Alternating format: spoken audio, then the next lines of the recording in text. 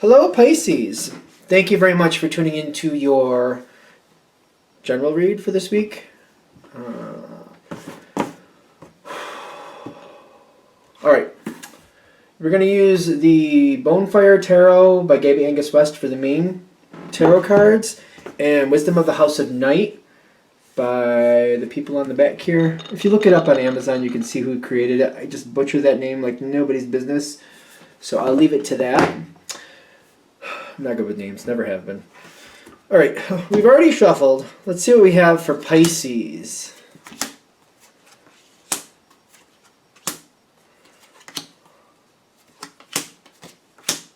That's interesting. No, yeah.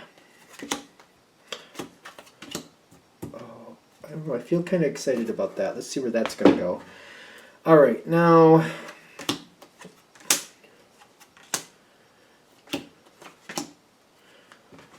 Okay. So for Pisces, what do we have coming forward for you? Not to ruin the pot, but I feel like this is going to end up in a good place.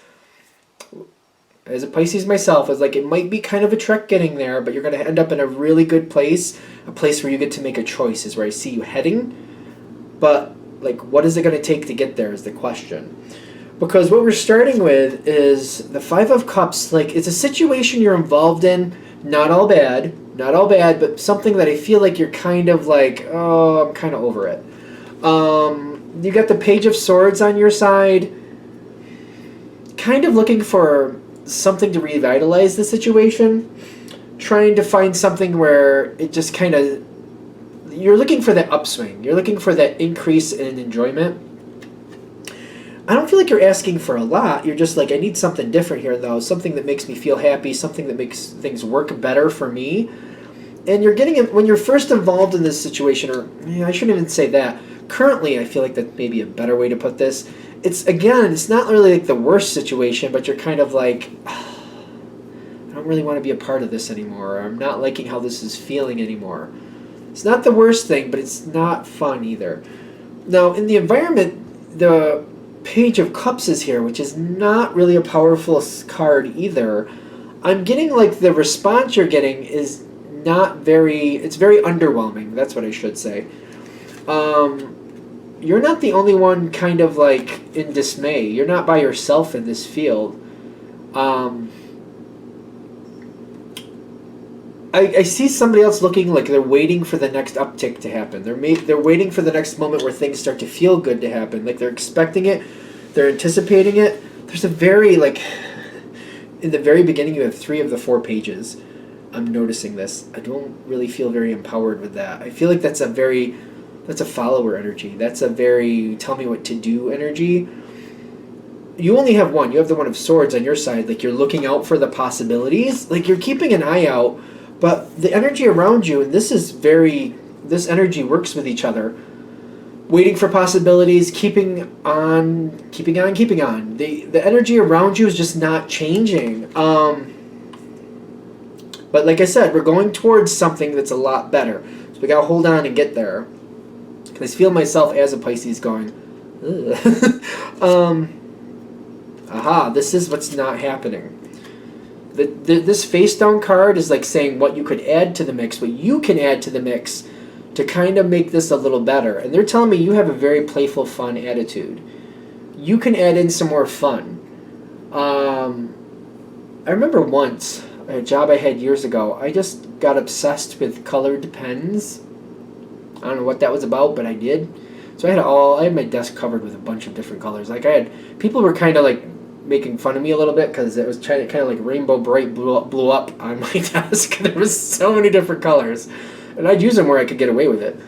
That was something that just like, it was fun because I liked the different colors. It was fun because other people were starting to notice that about me. People would actually point out when they saw stuff, or people would actually give me colored pens. It became kind of fun. Seems really minimalistic, but it can turn people's attitudes around, and it can make things better. It can actually raise morale. Something very little like that. They're telling me you can be more playful, and it doesn't have to be grandiose. Just something that literally you're having fun with. Like literally with all those different colored pens. I did like it. I had fun with it. I don't know what it is. I love a variety of color. I just love it. So That's what they're saying. It could be the minimalist thing as long as you're enjoying it. Could be something really like maybe there's certain knickknacks that are you like to collect. Maybe you're going to put them on your desk or whatever the situation is. Or maybe if this is like a home situation, there's something you're rearranging differently and just making it look more fun or being a little bit more maybe comical, maybe more brightening up, maybe just changing the color scheme a bit, something like that. Apparently I'm drunk on color at the moment. Because they're telling me right now, where this situation is sitting, it doesn't seem like there's really that opportunity for change yet. It's coming because I see it down here, thank God. That's why I keep alluding to it, because I'm like, no, it gets better. Because they just want to say that we see you. We see what you're going through. We see you're not happy. It's not the worst situation, but you're not seeing the chance to get out of it. And that's what I'm getting with this Nine of Swords, especially the way that this card is depicted. It's kind of like you're trying, you're hoping, you're looking, but you notice the eyes are missing in that person's head. Like, is really, like, that's a bit gruesome. But I'm also getting kind of like they're trying to make a point. Like, things are distorted. You can't see what's in front of you. It's not really fun at this point, but there's possibilities that are still out here for you. Now, the possibilities coming forward, they have a while to show up yet. In the meantime, before they do, I feel like you're going to deal with other people who are they're very rabid about getting their own stuff done. It doesn't seem like it's hitting you directly, but there's people around you have to deal with, the Ten of Wands, the Hanged Man, other people in their stresses, other people that are frustrated that they can't move forward either, other people kind of moving on. I feel other people moving on because this is in the action line. I don't feel this actually happening with you right off the bat anyway. So you're going to see these other stresses going on around you where people are stressed out, nothing's happening for them. They're trying to make something happen. They're getting fed up with waiting, so they're moving on. This moving on, I feel like people are going to move on. You're not expecting to move on, whatever that means. This leaves opportunities open for you.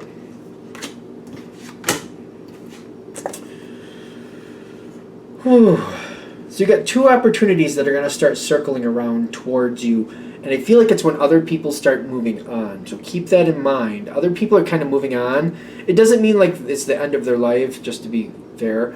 But literally, they're going to leave an opening that you can fill. There's more than one coming in. At least two. At least two. One of them, I feel like you have to pay attention and see what's the real deal there. The Four of Cups is telling me there's one thing, one of these things coming forward. You're not really sure if it's for you. You're not really sure if you want that level of engagement.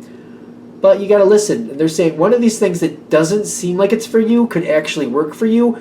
Listening is saying, I feel like I want to replace the word listening with research. But like listening might be your version of research. This first opportunity from somebody else leaving, you might have an opportunity to do that, but think you don't want it. Find out what really happens there. Find out if you can actually just try it and taste it, for example. Give it a roll without any type of commitment. See if you can do that with that. That's one. The other one, and there might be more than two, but they're centering on two different ones you should be coming across. One is where you're going to have to take the lead. The other one is where you're going to have to be in control. You're going to be You're going to be the driving force, keeping something going, and it's up to you to keep it going. That's the individual with the chart. The chariot. There we go. That's the other opportunity where you have to be in the lead. Be careful of each of these. Look at each of them closely and see what's really required of you to make this happen. Because I feel like the one that you don't want might be the better one for you. I feel like it could be more lucrative in the long run. The one that you see, like this leadership role, I almost feel like that might be glitters. Like what's glitters? What glitters isn't always gold, if you know what I mean. It could be fool's gold, so just be careful. Look at this one very closely too, because I feel like a lot of you are going to be drawn into this one, leading the charge forward, being the one in control, being the one calling the shots. Look at it really closely. See what type of elements you're going to have to deal with on a daily, weekly, monthly basis. Be sure you really want to be a part of this, because I'm feeling like it's the one that you don't think is for you might be the better opportunity. Research them both. Take a look into both of them. Really think about what you're getting involved with before you choose whatever you choose. For those of you that get more than two options, I feel like these are talking about the strongest two, just to be fair. So, as I keep going to the end here, both of these opportunities, I feel like these are not things that are just kind of like somebody's going to walk up to you and say, do you want to do this? Okay, let's go. It's not going to work like that. That's not how it's going to work. It's going to be things that you're going to have to work towards and try to get a hold of. You're going to have to do your due diligence to get them. I don't feel like it's just going to happen in 5 seconds.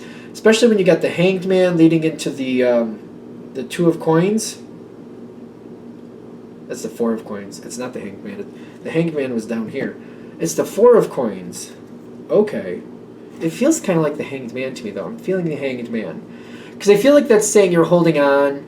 But the difference between the Four of Coins and the Hanged Man doesn't have the choice to move forward. Four of Coins, you have the choice to move forward.